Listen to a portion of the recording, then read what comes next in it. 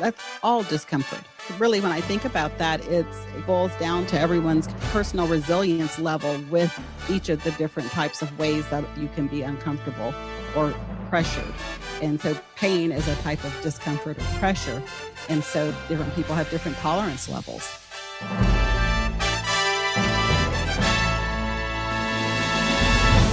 Cue music.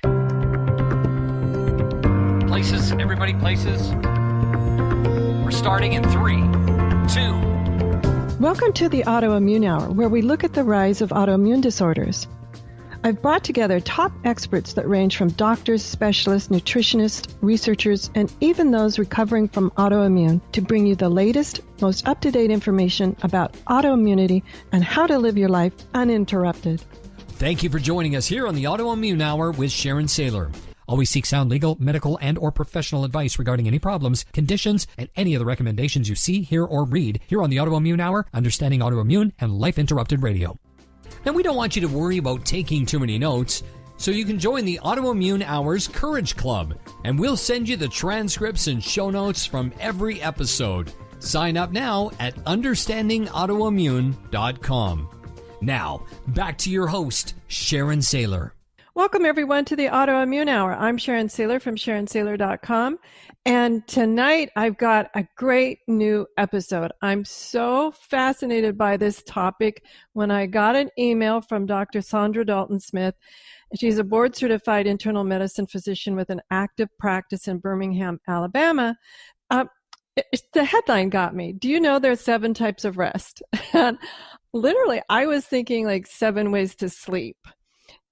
That's not what she has to say. And what she has to say is so fascinating to me. I'm all on board with it. And I wanted to, just didn't want to. I have to share it with you because it's so great. So welcome, Dr. Saundra. Thanks for being on the show. Hi, thanks for having me. Now, the 7 types of rest. When I read that headline from you, I was like thinking, okay, 7 ways to sleep, like power napping, real sleep, whatever.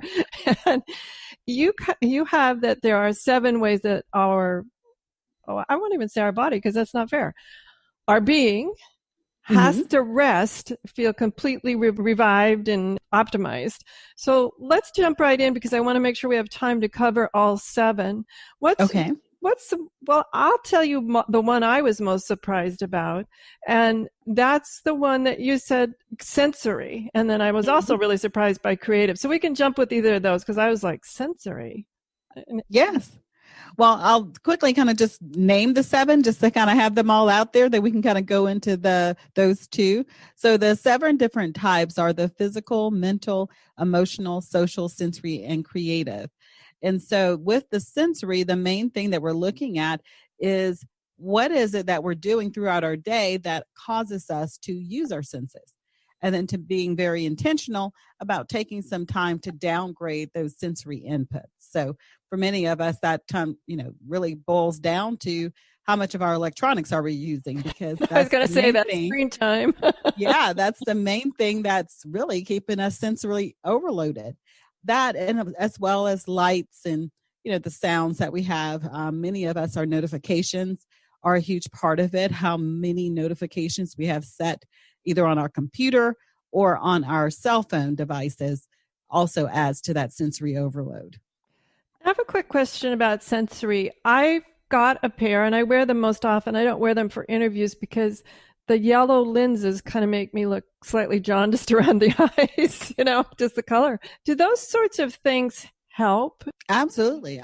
I think anything that helps to decrease the amount of sensory input that you're receiving. So as you mentioned, some of those blue light reflecting type glasses, also just making sure that even on your own computers and devices, that you're mindful that you can turn down the brightness of the screens. And even some systems have ways of setting that so that at a certain time of day, your computer screen or your phone or iPad automatically starts kind of turning down the brightness of the screen to prevent excessive amounts of light exposure unnecessarily. Yeah, my computer has that. And I'll tell you, the first couple of times it happened, I had to, oh, okay. It was like all of a sudden, what's wrong with my computer? And then I reminded myself, oh, it's that time of day. So I love them. It's a good thing. Yeah, it is. But when you first start playing with it, you're like, what just happened to my screen? Now, I'm curious about sensory. I hear about it. I don't know a lot about it other than I do know some of my friends are very scared of something they call EMFs from like their screens and things like that. Mm-hmm. Is that part of sensory overload, and is that real? It's a part of it just because of the light exposure. Some people mention just having your phone near your bed or have your alarm clock or something like that in the same room with you can affect your sleep and can affect your ability to sleep. For many people, it just adds to the sensory overload. They already are sensory overloaded before any of those additional inputs come into play. So if you're someone who uses your computer all day or spends a lot of time doing social media or things where you're constantly kind of bombarded by the sensory input, then having your light on by your bed or having a bright red, flashing light for your alarm clock on at your bed could add to your inability to sleep well. Not simply because of kind of the unknowns out there, but because of the lack of sensory rest. You're not actually allowing your senses to have time to downgrade. And for many of us, silence and darkness are something that we don't spend a lot of time appreciating. Oh, absolutely. And you're making me think about that little red dot. Recently, I saw these little, I was like, really, I don't know if I'd pay for them, but these little things you could buy that you actually stuck on those little dots to make them go away. I was like, I think I could just put a Post-it note there, but why would I pay for that? It's unusual when you think about, when you're sleeping, because just like we talked about, your computer screen has brightness levels. Most people don't think about the fact that their alarm clocks have brightness levels. So the redness or blueness, whatever color it is, the numbers, usually you can dim those some. And so it's a manual thing. It doesn't usually automatically happen like your computer. You have to manually dim the lights on those. But we need to be aware of that because that could be part of the reason why someone's not sleeping well, if they're having that kind of glare from that light all night long in front of their face. Okay. So now those to me are easily fixable. But what about us who have to work on our computer for hours at a time? Are there things we can do besides the tinted lenses to minimize the overload so we can get through just our regular day? Yeah, part of that would be to adjust the notifications. For example, if you're using your computer, think about doing something called time blocking with your emails so that you're not constantly going in and out of the emails all day long. You can have your notifications off for your email and then time block certain periods of the day that you will purposely go into your email and check it instead of every time you're busy working, have that little ding go off where then you spike your cortisol levels and kind of get your fight or flight kicked in just because of the unnecessary notifications. Same with social media on our computers or on our phones, to turn those off, particularly on our phones, to only have those notifications that are truly emergencies. So the text messaging, the actual phone component of it, and that's really about it for most people. You may want to have your calendar as a notification if you are doing a lot of things that require you to stay on a particular schedule. But then other than that, trying to limit the use of those notifications. Oh, not only do I limit the use of the notifications, I don't have a lot of the social medias on my phone. It's just like the phone does go everywhere with me, but the idea of like, no, I really don't need to know about the latest pie recipe right away. Just don't. And that's it, not right away. It's not an emergency. You don't have to know it in the moment. I mean, you may want to know it later, but you can go in there and check it whenever you want to. Well, I think now I understand sensory. A lot of us understand it.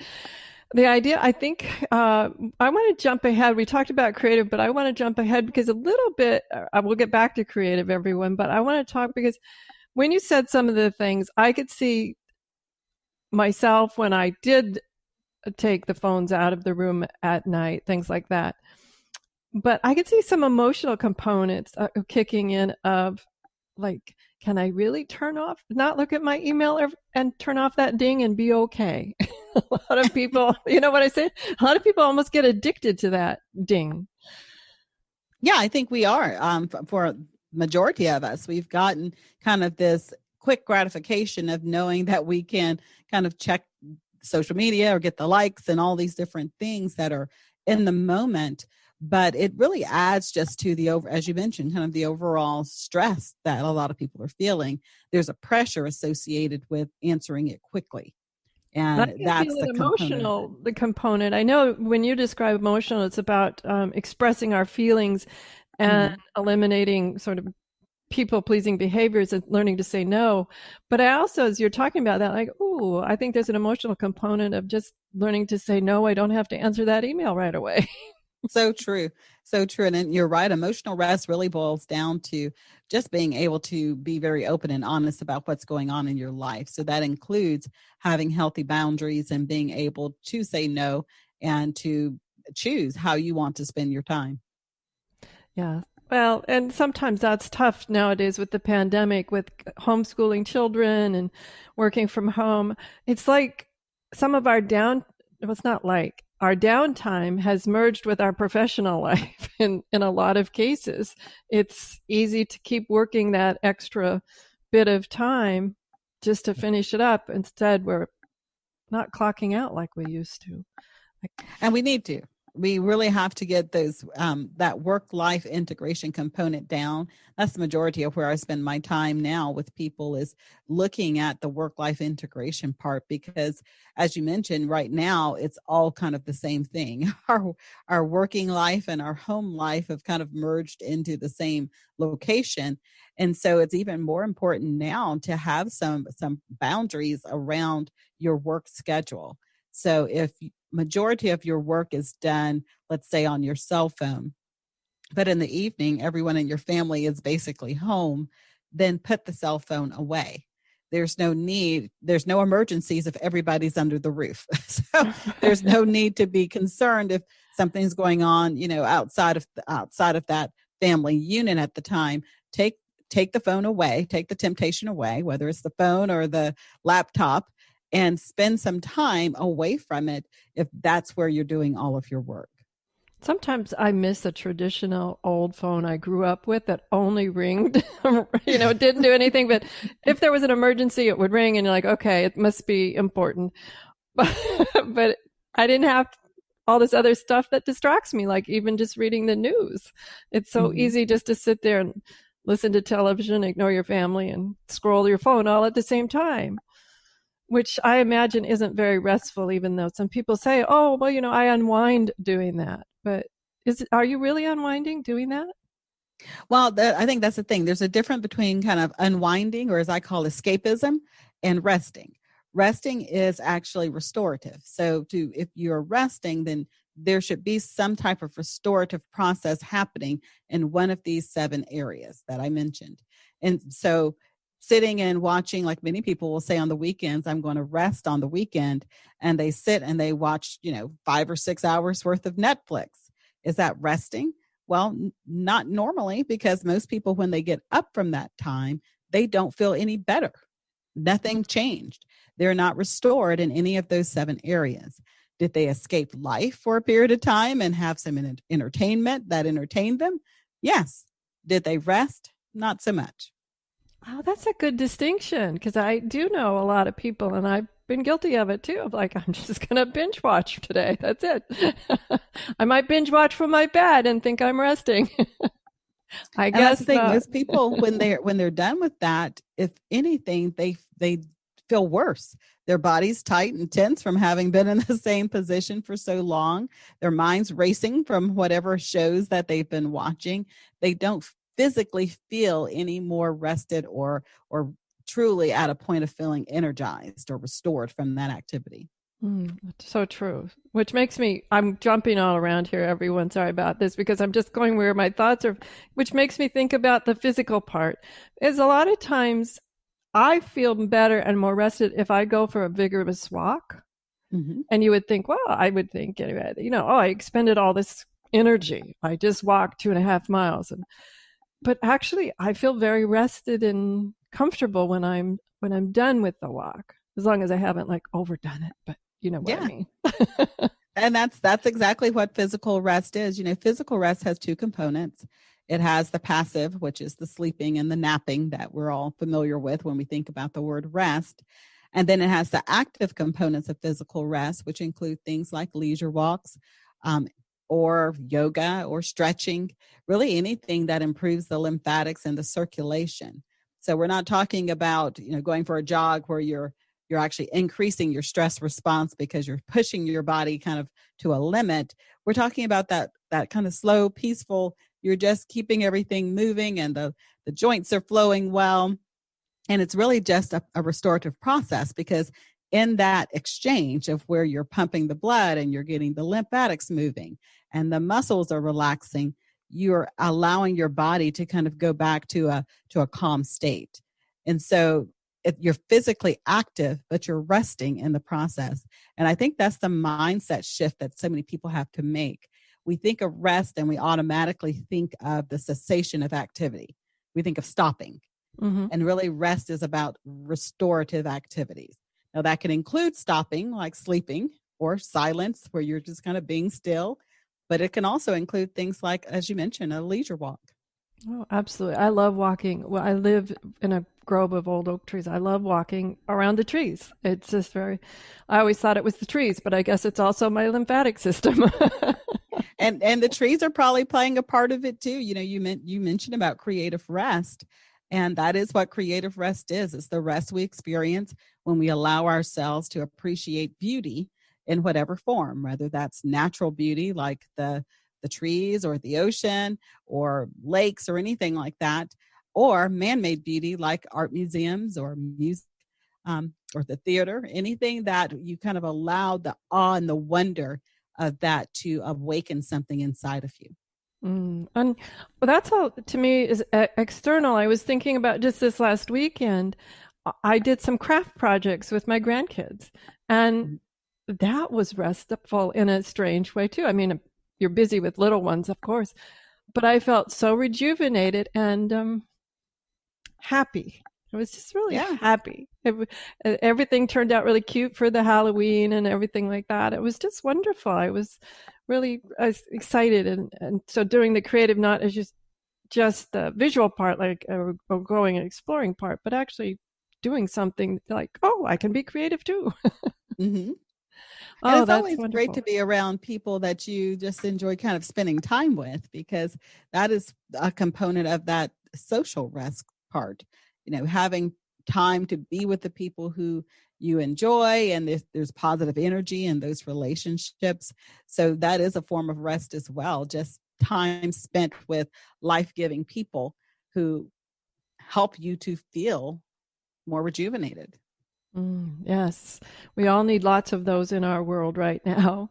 I want to take a quick commercial break on that. And when we come back, we're going to talk some more about rest. I just find this so fascinating because it's, Dr. Saundra, you're just blowing my mind and shifting the way I ever thought about rest. Like I said in the opening, I thought it was just sleep or napping. So we'll be right back.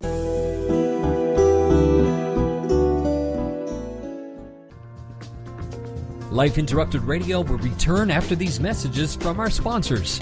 It's great sponsors like these that keep this show coming to you every week. Be sure and stop by lifeinterruptedradio.com to learn more. Your conscious lifestyle on steroids. OMTimes Radio. IOM FM. Hello, I'm Lisa Berry. Join me every Monday at 1 p.m. Eastern Time for Light on Living.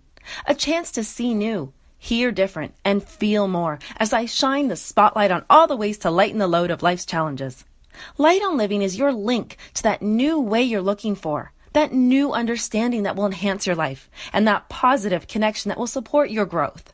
So join me, and you'll gain insight and start to see things in a new way that motivates you. OMTimes Magazine is one of the leading online content providers of positivity, wellness, and personal empowerment. A philanthropic organization, their net proceeds are funneled to support worldwide charity initiatives via Humanity Healing International. Through their commitment to creating community and providing conscious content, they aspire to uplift humanity on a global scale. OMTimes, co-creating a more conscious lifestyle. Listen and imagine.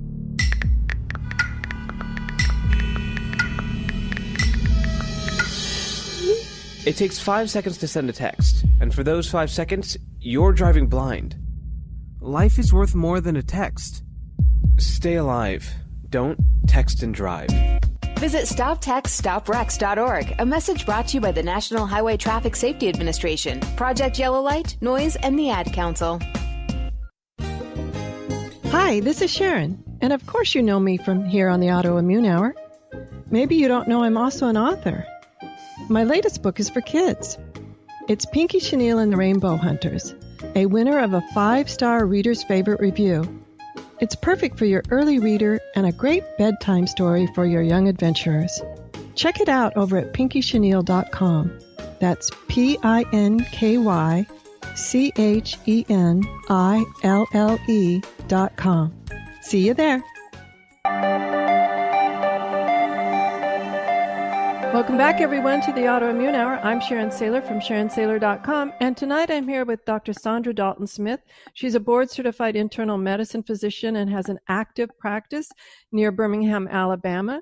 And we're talking about her 7 types of rest, and I'm absolutely fascinated by these because when I read them, I was deficit in all 7. Anyway, I guess according to Dr. Saundra, that's not uncommon. So we've been talking about how it can affect your well-being as well. And so, Dr. Saundra, tell us a little bit more of what, as you were writing your book, first, the title of your book. Share with us about your book, and then we'll jump right into what some other things that you learned. Sure. The title of the book is Sacred Rest: Recover Your Life, Renew Your Energy, Restore Your Sanity. And basically it's through what I ended up having to do to get myself from a place of burnout about 10 years ago. I love that restore your sanity part. I think we're all looking forward to that part of this. And so, and as we were discussing these different aspects of it, we left it with the social part. What are some tips you have? Like, say you've got both kinds in your life, the rejuvenative and maybe the toxic. And what are some tips that you have for people who say, gosh, all of these over here are great, and then there's this one that just seems to be sucking all my time? It's funny have you ever noticed that sometimes people ignore their best relationships and there's one that just sucks everything, like a toxic spider? Always. It's really how people think about their relationships in the term of, are they negatively pulling energy from you, or are they positively pouring energy back into you? Because the reality is most of our relationships are those that are negatively pulling energy from us. It's the people who need us. It's our coworkers and our clients and our family and our spouses. So they're the people who are always requiring something of you. And those people are always going to feel more demanding because they need something. They're going to be coming to you with requests. Whereas those other people who are maybe just adult friends, just people you enjoy being around, are not going to put as many demands on you. So you have to be very intentional about time spent with those people. And the research shows that most adults have fewer adult friends now than ever, even before COVID. In general, our lifestyles didn't allow space beyond family and career. And so that creates this social rest deficit that many of us try to fill up with social media. And unfortunately, those relationships don't have the same social rest benefit because you lose the power of presence. Most of those interactions are without seeing someone, so you can't hear their voice inflection, you can't see their facial expressions, their body movements, all of those things that add to the energy that you experience when you're with someone. And so that's why it's so easy to have disagreements online, because you don't have that added benefit. Right, absolutely. And I was also thinking of the strange word on certain social media, like you have 5,000 friends.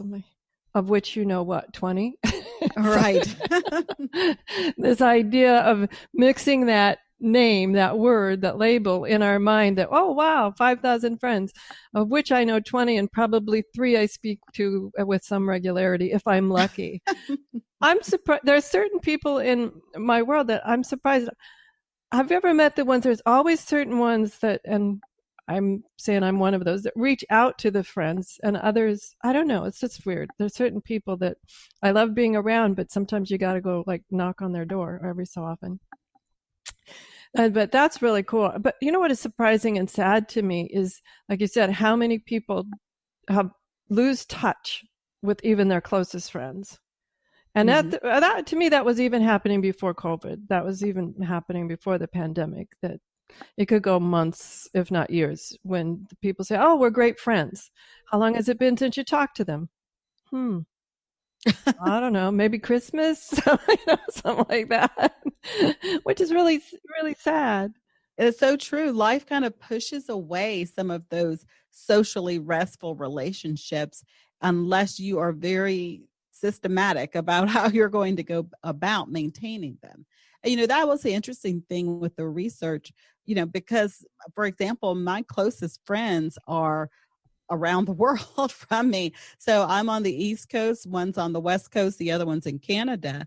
And although we can't physically be with each other every month or every week, we make a point of doing video chats long before anything ever happened that locked us into our homes. We've been doing this for over 10 years, monthly at least, video chats for an hour, where we stay connected. And then when we do have time to meet up at a conference or something at someone's home, we do that, but we still stay connected even when we can't do those in-person visits.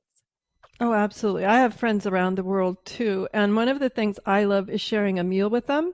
Like my friend in Australia will be having breakfast when I'm having dinner, but it's cool because we eat in front of each other. And that may sound weird to some people, but I find it oddly connecting that we're sharing a meal together, even over the video. And that's the thing, because when you do that and you're able to see the person and respond to their body language and their facial expressions, when you do get face to face with them, it doesn't feel weird. It doesn't feel like, well, I haven't seen you in forever. We've talked on the phone, but we haven't seen each other. So you're having to then break that barrier of kind of getting familiar with them again, because you haven't had that experience of their presence in so long. But when you're doing that on a regular basis, when you see that person, it doesn't feel strange because you have been experiencing their presence all along. Absolutely. And there's ways to connect with young people too. I know that some of the family members think it's a little strange. Why not just get electronic books, which is fine. What I've done though is buy 2 copies of certain children's books I love, send one to one of the family members, the little family members, and we'll read together via video. Oh, I love that. Yeah. Because I'm an old school. I love paper books. I just love the feel and the idea of turning pages versus an electronic book. I'm not saying anything's wrong with it. It's just me. And I think it's kind of cool to be able to share those moments too, where you can't be snuggled up in the chair together, but you're each turning the page and excited what's the next picture. I love that idea. I think that's really fun. So let's jump ahead. I think sorry, everyone knows I go down rabbit holes, Dr. Saundra. We've been quite a few places here. I know we haven't talked about the spiritual or the mental yet. Let's choose which one would you like to chat about first? I would probably say a lot of people deal with the mental rest deficit, especially if you're someone who has ever laid down to go to sleep at night and you're tired. You feel like you should be able to sleep well, but the second your head hits the pillow, you're thinking about everything that you have to do the next day, or you're jotting down a mental to-do list of what to do the following day, or maybe even ruminating over what happened that day. Those are all signs of a mental rest deficit. It's the inability to get your mind to really get to that quiet place. And it seems like almost like an unruly 5-year-old. It's jumping. You're telling it to sit here in the chair, and it's kind of like jumping off the walls, going from one thing to the next. And the purpose of mental rest is really to get the mind to be able to focus again. Rather, that's kind of clearing out all of that that cerebral kind of chatter that's going on in the background, or just having a focal point that you bring it back to. So one of the simplest ways of doing that could be using brain dumping. So if you're someone who has a lot of thoughts or to-do list or checklist that's running through your mental space, to have a notepad or a piece of paper at the side of the bed that you jot down that information. Because the way the brain works, if you are ruminating over it, it will hold on to that information even at the expense of you sleeping. No matter how much you want to go to sleep, it will hold on to that thought and prevent you from going into the deeper levels of non-REM sleep. Whereas when you write it down, it's almost like giving the brain permission to let it go. I'm thinking that's so unfair because I can't remember what's on my grocery list half the time, but I can remember all this stuff I don't want to remember, right? Seems like that's a little funny hardwiring there. So one of the things that I like to do is journal. And as you said, like write it down. And obviously if I got to remember to talk to so-and-so tomorrow, definitely write it down. I don't need a journal about that. But I love to journal. And what I like to do is write on the right-hand side of the page. I've shared this with my audience before, but write on the right-hand side of the page, leave the left-hand side of the page blank. And the mentor who taught me this was much more systematic than I was. He goes back without a set period of time. Me, not so much. But I like to go back and read what's on the right-hand side of the page and just write the new date. Maybe it's a month, 6 months, whatever, and write what's changed. Good, bad, different, whatever. And I just think that's so fascinating. It just teaches me to let go. This too will change. Good, bad, whatever. It will pass. And the other part I like is sometimes with an autoimmune, you might be having a flare. And so you're having like, really bad time. And then somebody recommends something and you try it and you feel much better. I don't know, maybe it's just me, but sometimes I start feeling better and then, I can cheat today. And then pretty soon I forget what was it that I was doing so consistently that made me feel better. And I like being able to go back to my journal and go, that's right. That's what turned the tide. I need to go back and do that. Because I'm one of those that's, I try to cheat and then I find out, that didn't go so well. Have you found that some of your clients like to journal or find other ways like meditation and mindfulness? Absolutely. I think journaling is kind of a personal thing. There are some people who do extremely well with it. And honestly, there are people like myself who journaling stresses me out. So if I buy a journal and I tell myself I'm going to journal, I actually feel more stressed. Like I have to get something on the page. I think it's the perfectionist parts of me who kind of lean towards that. So I find that tends to be very personal. And so oftentimes when I talk about brain dumping, that's why I tend to say, it could be a Post-it note, it could be a piece of paper, anything that you use to write it down, because it's really just the process of writing it on something concrete. And honestly, I have some coaching clients who will say, you know what, I did it on my notepad on my phone, and a part of me cringes when they say that, but it seems to work for them. So they're able to click on the little notepad thing and, verbally say whatever it is that they're ruminating over, and then play it back to themselves the next morning to be able to recall that information. That is not my favorite way of doing it, but apparently it does work for some people. But honestly, as far as the mindfulness, I think that's a huge benefit for someone who has trouble kind of centering their thoughts. For example, if you're someone who you go on vacation with your family and you find that you can't seem to stay focused, it's like you're thinking about work and everything else that's going on in life, but you're not able to stay in the moment, then sometimes having kind of an anchor word where that kind of brings you back and grounds you to that moment can be helpful. So in that situation, maybe if your mind's kind of running around about all these different things, maybe the word family may be the thing that you continue to bring your mind back to. Like I said, like that 5-year-old that won't sit in the chair. Well, family would be the chair, and you would continue to bring your mind back to that one spot and sit it back down. Oh, yes. And I love mindfulness. We've had Tamara Green and David Dashinger from Loving Meditations on, and I find the guided meditations really helpful too. Then I guess I'm not having to think that hard about am I doing it right? I just sort Yes. of listen and do what they say. And so I'm not having to pay as deep attention, maybe. I don't know if that's good or not, but I find them absolutely very relaxing and trance-inducing. And speaking of such, not that it's trance-inducing, but we need to take another quick commercial break. And when we come back, we're going to talk to Dr. Saundra some more about this, because I'm just finding this fascinating to understand how our body rests and why we need to do it, understanding these 7 formats, because it's critically important. I just know with autoimmune, a lot of people say they never feel rested. So we'll be right back. Your conscious lifestyle on steroids. OMTimes Radio. IOM FM. Change and growth are part of natural life and also part of your spiritual life. Everyone needs support and guidance, especially during life passages. Upgrade yourself with the OMTimes Experts program. With OMTimes Experts, you have access to the best intuitive coaches, spiritual teachers, counselors, astrologists, and oracles. Our team was carefully selected so you can trust. Find out more at experts.omtimes.com.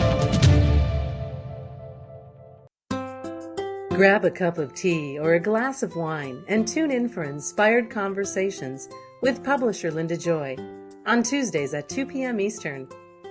Linda creates sacred space for leading female luminaries, empowering authors, heart-centered female entrepreneurs, coaches, and healers. A soulful venue where guests openly share the fears and obstacles they've overcome, wisdom and lessons learned, and the personal journey that led them to the transformational work they do in the world.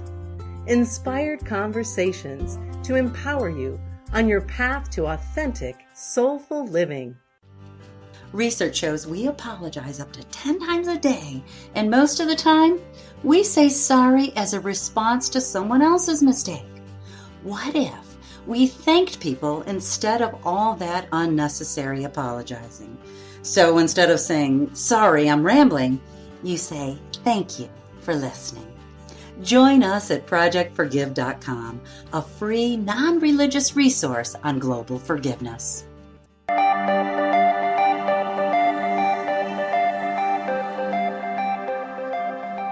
Welcome back, everyone, to the Autoimmune Hour. I'm Sharon Sayler from SharonSayler.com. And tonight we're here with Dr. Saundra Dalton-Smith, and she's a board-certified internal medicine physician and an author of some amazing books. Her latest book is called Sacred Rest. And we've been talking about the different kinds of rest. No, this just isn't napping and sleeping. This is really important. And on your website, restquiz.com, you have a little quiz that people can take to find out how, this sounds negative, how much deficit they have. And I guess maybe I should find a positive way to spin that. How rested they are. How's that? Well, actually, I say the exact same thing. It's a personal assessment to determine what type of tired you are. Because I think, like you said, so many people say, I'm tired, but they haven't quantified it as or make it as specific as possible to say which are the 7 that they're actually needing more rest in. Well, let's say my first thought when you said that, well, you can be deficit in all 7, right?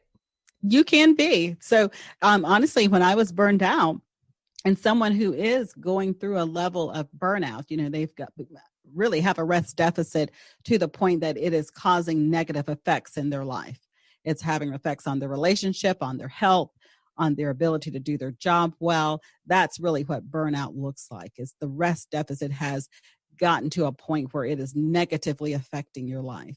And when you get to that stage, you chances are have more than one rest deficit. You likely have all of them. I had all 7 rest deficits when I was going through burnout, different levels. There was, 1 or 2 that were more depleted than others, but they're all at a low level. None of them were at their optimal range. Well, let's dive. I just want to take a little left-hand turn here for a second and talk more about burnout and how that differs from things like I'm feeling anxious all the time, or I'm feeling sad or depressed. What's the definition of burnout? I think in my own mind, I kind of put those all together, and they probably are not all together. Well, some of the things you mentioned are included in some of the different types of rest deficit. For example, the anxiety or kind of having those jumbled type thoughts, thoughts about whether or not you feel like you belong or kind of what you're worth, and all of those things have to do. I mean, some of those relate to the spiritual rest deficit, we were referring to. But with burnout specifically, we're looking at a level of deficit that is now affecting your ability to function. And so, it's not just, I feel a little anxious, because could be easily kind of input under one of the rest deficits. So you're feeling something, but it's not affecting your ability to function. You're still going to work. You're still having relationships. You're not seeing your relationships starting to kind of crumble and to become less effective.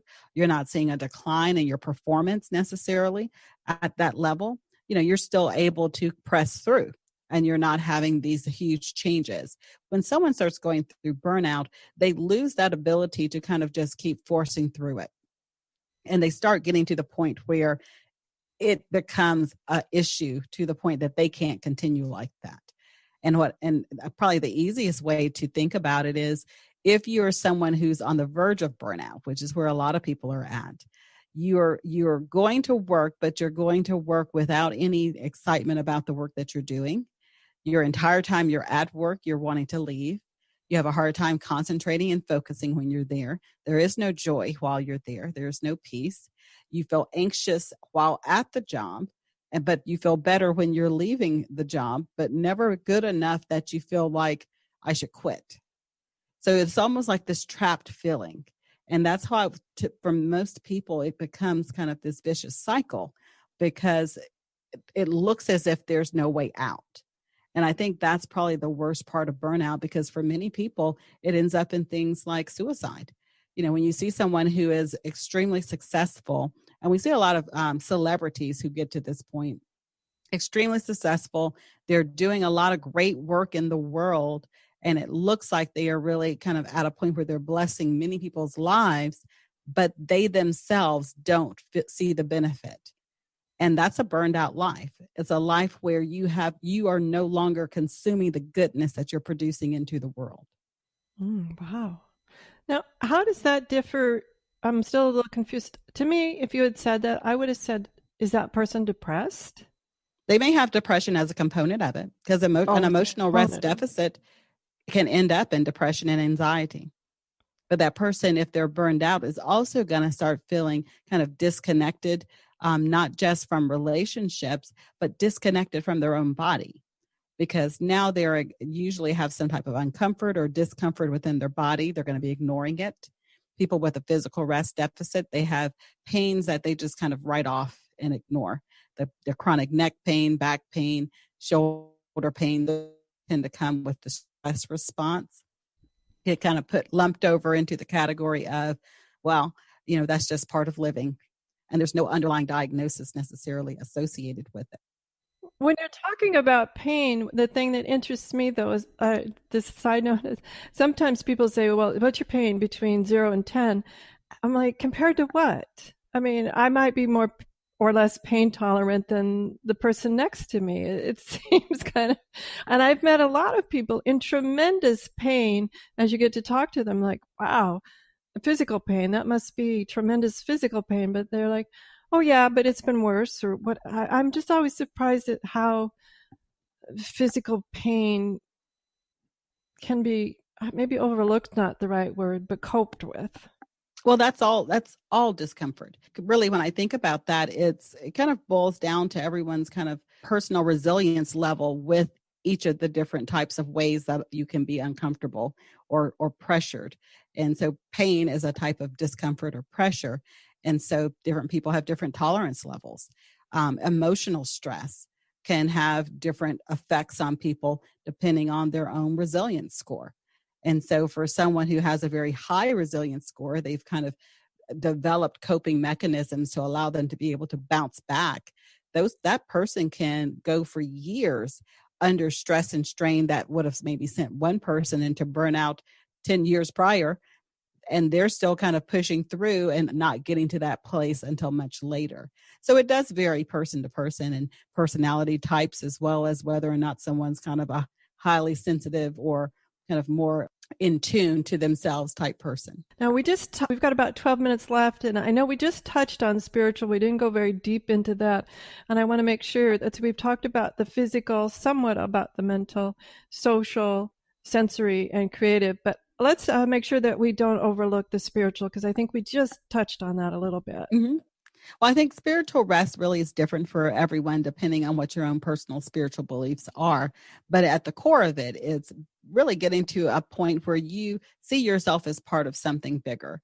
And however you relate to that, whether you say God or whether you say the universe or however you relate to that, to have some type of relationship where you're seeing yourself as belonging to something. And you're not feeling as if you are just kind of out there, and if something happens to you, then it's just not important and you're not contributing. I think we all at the core want to feel like we are contributing to the greater good. And that is a component of that spiritual rest, making sure that you are doing those things and participating in those things that reconnect you. It's interesting when I think of spiritual too, and I know your book touches on this, so I want to talk about it, is the connection to something bigger than yourself that creates safety. Those are my words, not yours. But can we talk a little bit more about that idea? Because I know so many people who have, for whatever reason, left the religion of their culture or their birth or family, that types of things, and have found other ways to be in the spiritual world. I call it belonging. So, but safety, I guess, could be used as well. I feel like I think I don't use safety because that means different things for different people. But I tend to look at it more as belonging. Feeling as if they belong to something, kind of something bigger than themselves. So for some people, they find that within a religious body of believers. For other people, they find that in a group of people with common interest. For other people, they may find that just within their own kind of close-knit units. And so it's important to feel that you're belonging to something and that you're accepted, that you're loved, that you are part of something outside of yourself. And that is at the core of what that spiritual rest is, whether you are connecting to that through meditation or you're connecting through that through prayer. It requires you to have some way of connecting outside of yourself to something that you see as bigger. Fantastic. Thank you. Much belonging is a much better word. I think I that into my own. As I said, it was my words, not hers. So I know I'd read it and it had been much more eloquently said than I. Now, we just are down to 9 minutes. I wanted to be sure to tell everyone more. What are your final thoughts that you'd like to share about Sacred Rest, as well as tell us about your other books and how we can find out more about you and where to get your books? So that's like a nice long thing there, but. Well, my main website is at ichoosemybestlife.com. That's where they can quickly click the link to get to the rest quiz, as well as find out about some of the different resources. The book Sacred Rest goes into a lot of detail about the 7 types of rest, as well as including some different ways of getting more rest in each of the 7 areas. And I think for most people, that is the key for them, is really finding out which of the 7 types of rest they're most efficient in. And then instead of trying to just get rest in all 7 areas, focusing their attention on getting the rest in the area of their worst deficit, because that's when you start feeling better, when you start improving the one that's having the most negative effect on your life. And again, that can be taken at restquiz.com. Oh, absolutely. You can. And what's really cool, though, is that so you work on the one that's most deficit and you begin to optimize that, then you can work on the second one. That's exactly right. And pretty soon you've got them all covered.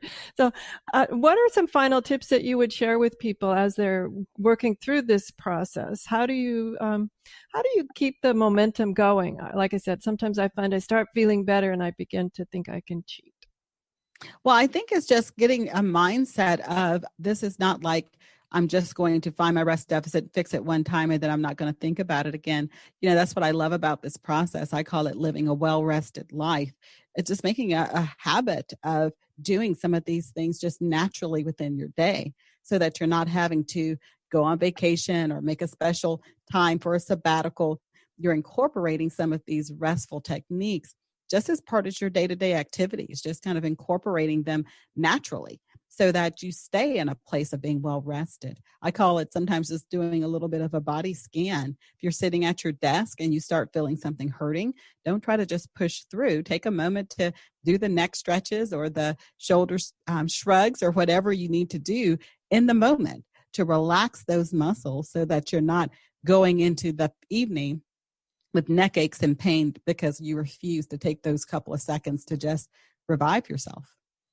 Oh, I like that, because you refused. I love that. How many of us are guilty of that for sure? It's like, oh, I've got a time pressure. Anyway, tell us about your other books and before we have to skedaddle here. Yes, well, I have two other books. One of them is Come Empty. It's a devotional, specifically working through kind of spiritual and emotional hurts and wounds. And then my very first book was Set Free to Live Free, Breaking Through the 7 Lies Women Tell Themselves. It's more specifically for women who are trying to get through some negative mind blocks, things that are keeping you from being able to really kind of put yourself out there and to live your best life. Well, we have just a minute or two left, and I'm curious, what are one or two of the biggest mind blocks you find that the majority of women do? One of the biggest ones really has to do with that perfectionist mindset. I have so many coaching clients who have such great gifts to give and so great information, great talks that they're ready to present and all these ideas. And then when we start talking about them, the very first thing they say is, well, it's not ready yet. I want to make sure that it's perfect and that it's, I've got it as perfect as I can get it. And I think a lot of times we miss opportunities because we're trying to get something perfect when really we just need to get it out there. We need to start somewhere. I couldn't agree more. Recovering perfectionist myself, who finds that once I get it out there, and even like interviews like this, I learned so much. Once I get it out there, give the knowledge that I have, then people ask me great questions. Or they'll say something like, so you mean like this? And I'll go, wow, that's a better metaphor. Or that's a better way, that's an interesting addition of looking at it. Or it's just being able to, that was one of my aha moments as a recovering perfectionist, was getting it out there, getting dialogue, getting conversation going, and finding other people's wisdom and how it fills in missing pieces of your puzzle. Yeah, I think that's a great point because, even if you put it out there imperfectly, you can still work on it. You can still kind of tweak things and improve as you go. I always tell people, let's not strive towards perfection. Instead, let's strive towards excellence. Let's try to put out our most excellent work. And so excellence doesn't have like this finite end. You can continue to progress and to grow.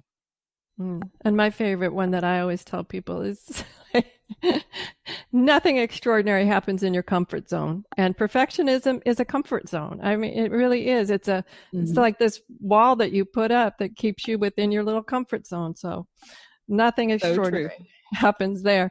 Anyway, everyone, this is Dr. Saundra Dalton-Smith, and she is the author of Sacred Rest and the 7 types of rest we've been going through. I've just been so excited to have her because this gave me a whole new way of looking at rest, especially during the pandemic where people say, well, I'm home, but I'm finding a lot of people are not rested even though they're home, and being deficit in some or all of these parts has been helpful to know. And so thank you, Dr. Saundra, for taking the time to share with us. That really brought a lot of new insights into our minds here to ponder and to play with. I don't like to use the word work on because that sounds like work, but we'll play with them. And everyone go over to restquiz.com, and your other website, I don't want to mess it up. It's iChooseMyBestLife.com. That's correct. Okay, yes. Great. iChooseMyBestLife.com. Those will be up over at understandingautoimmune.com. If you're like out power walking or something while you're listening to this, you can always go to understandingautoimmune.com and click on Dr. Saundra's recording, and her bio and everything will be right there for you as well. Have a great week, whatever your adventures. Join me next week for another brand new episode, and reach out if you've got a great guest in mind. That's how Dr. Saundra came to me, and I just love that when people reach out and say, have you talked about this lately? So send me some notes and intrigue me over there at understandingautoimmune.com. Enjoy. The information provided on the Autoimmune Hour, Understanding Autoimmune, and Life Interrupted Radio, including the websites understandingautoimmune.com and lifeinterruptedradio.com, plus social media, is for educational purposes only. What you read, hear, and see on the Autoimmune Hour, Understanding Autoimmune, and Life Interrupted Radio, and its websites, and other media outlets is based on experience only. The information should never be used for any legal, diagnostic, or treatment purposes. Always seek sound legal, medical, and or professional advice regarding any problems, conditions, and any of the recommendations you see, hear, or read here on the Autoimmune Hour, Understanding Autoimmune, and Life Interrupted Radio. Hi, this is Sharon, and of course you know me from here on the Autoimmune Hour. Maybe you don't know I'm also an author. My latest book is for kids. It's Pinky Chenille and the Rainbow Hunters, a winner of a 5-star Reader's Favorite Review. It's perfect for your early reader and a great bedtime story for your young adventurers. Check it out over at pinkychenille.com. That's PinkyChenille.com. See you there. Research shows we apologize up to 10 times a day, and most of the time, we say sorry as a response to someone else's mistake. What if we thanked people instead of all that unnecessary apologizing? So instead of saying, sorry, I'm rambling, you say, thank you for listening. Join us at projectforgive.com, a free, non-religious resource on global forgiveness.